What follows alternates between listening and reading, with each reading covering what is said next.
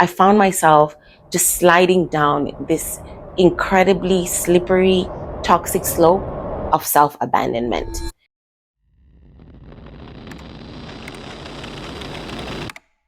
Hello and welcome back to my channel. My name is Belinda. If you're here for the very first time, happy to have you joining along for the ride. Today, I'm going to be talking about something that is very close to my heart: the dangers of delayed gratification.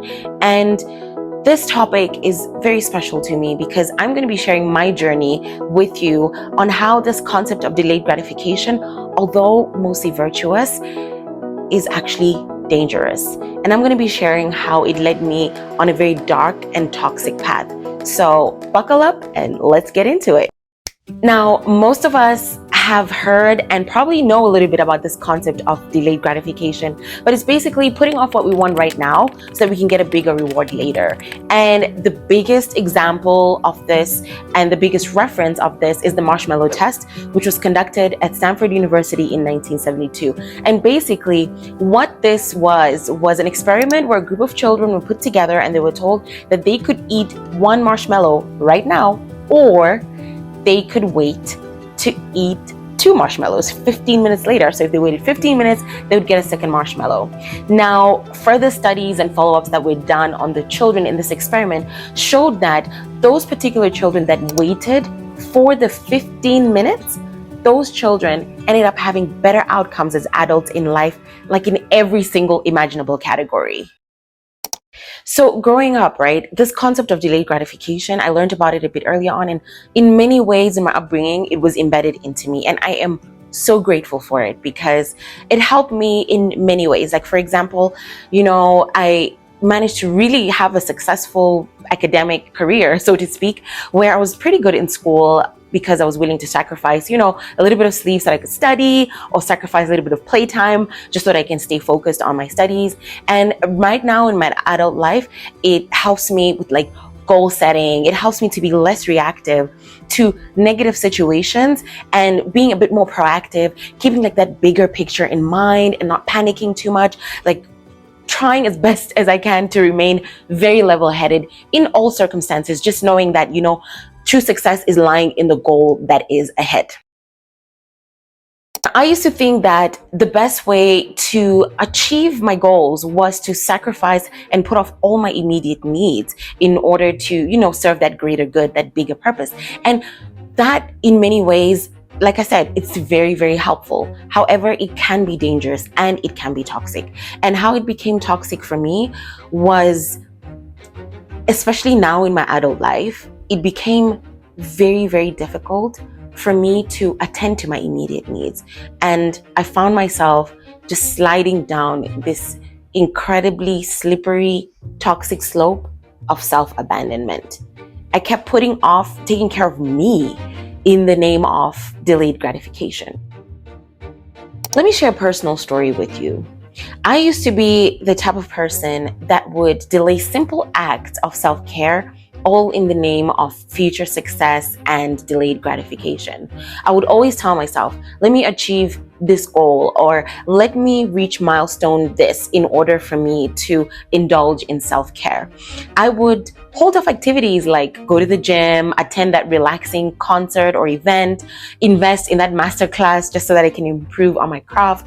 And I would be telling myself that participating in these things was actually wasting my time towards me actually pursuing my goals and that bigger goal that is in the future. But this kept getting worse and worse and worse and worse. And for those of you that know me, like really know me, you know that I'm a wig girly. I love wearing wigs and I love looking pretty in them. And I would use that as a facade in many ways as well. And underneath that wig, I would be having like the absolute worst hair. Like, I'm talking bad. Like, I would be having a bad hair day. I would always make a joke about it and say, I really can't afford to faint in public because, oh my God, if they say, oh my gosh, no, take off the things that are so tight on her, remove her wig, everyone would just faint right along with me because they would be shook at how much I had just abandoned everything that was deep inside, everything that was on my body, you know what I mean? And so whenever I actually did take time to do self-care, I would feel so guilty. Like I was really laden with guilt. I felt so bad. I felt like a day of rest was like a wasted day. I felt like I need to be productive all the time. I need to be doing something all the time because I have to work for this incredible goal and this incredible destination where I'll finally get that gratification. It got so bad and I was suffering, not just spiritually and emotionally, but also physically. And I started spiraling down. And in the year 2020, I became the biggest version of me. I was at the most unhealthiest weight that I'd ever been in because I just simply wasn't taking the time to take care of me right now. I mean, I was working on my goals, so what did it matter? Until one day I decided, you know what? Enough is enough. And this happened quite recently. I decided to take some time out, take my wig down, go to the salon and get my hair done. And you know what? This simple act of self-care, it made me feel so reassured and so confident and so recharged and rejuvenated. This wasn't just about hair. It wasn't just about getting my hair looking decent for a change.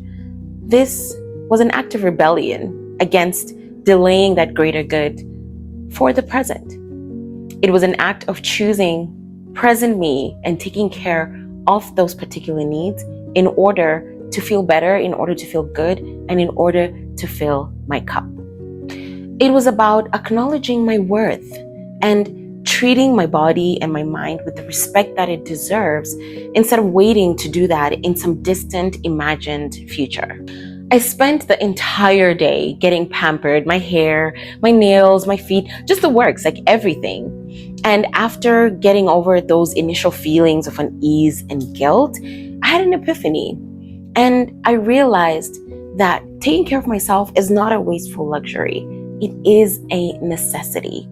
And by taking care of my body in the present and its needs, I then become present to living my daily life, to living in the present, and of course, to maximally exerting myself because after all, my cup is now full.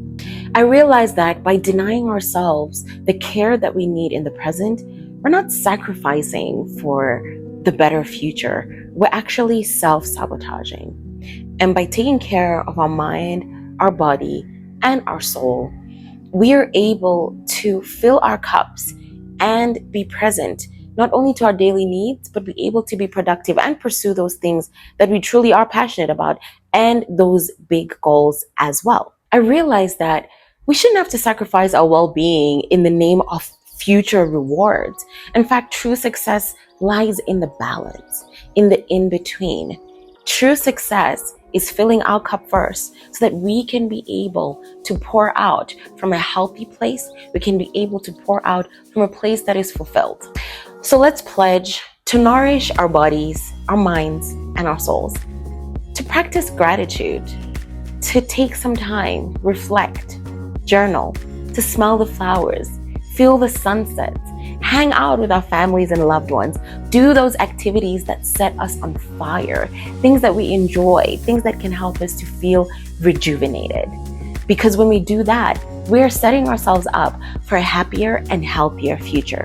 So in this way, self-care becomes not an enemy of delayed gratification, but becomes that catalyst to make sure that all our wildest dreams of the future will come true.